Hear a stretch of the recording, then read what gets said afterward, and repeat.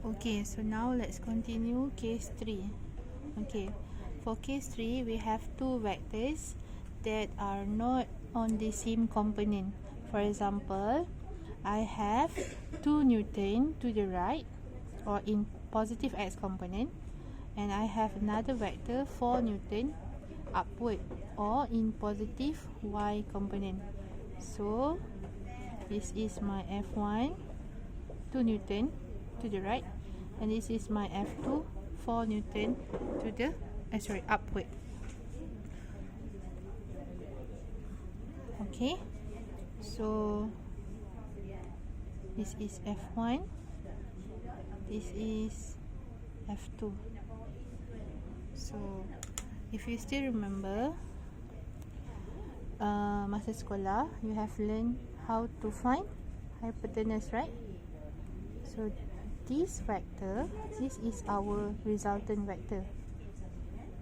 Ni yang kita nak cari, resultant vector. So this resultant vector is actually our hypotenuse, right? So if you still remember, the formula for hypotenuse is c square equal to a square plus b square. So here our hypotenuse is f.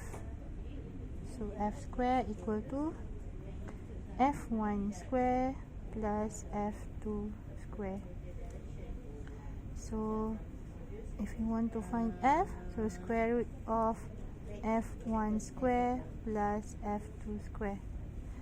Well, actually F1 is x component, F2 is y component, or you can simply write the equation like this. F equal to x component square plus y component square.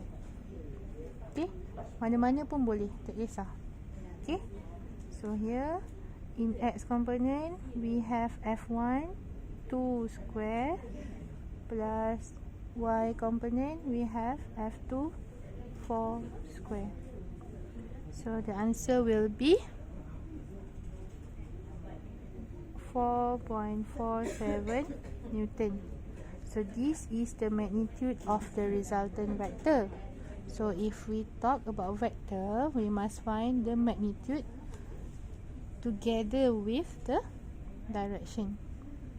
So what is the formula to find the direction? So we have tangent theta. Okay, kita nak cari theta di sini.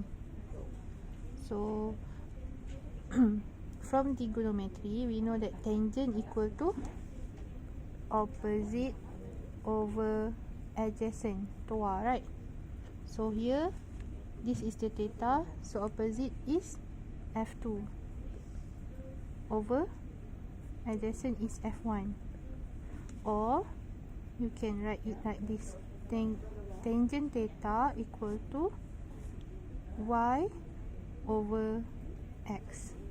Opposite is y, adjacent is x. So y is 4 Newton, x is 2 Newton. So if you want to find the theta, pindahkan tangent sebelah sini, jadi arctangent 4 over 2. Okay, so theta will be 63.43 degree. So this is the value. But bila nak cakap pasal direction, we must mention it clearly. So we can do either we sketch the figure again. So this is F. So this is vector F, resultant force. So this is the theta. So we know that theta is 63.43 above positive x axis.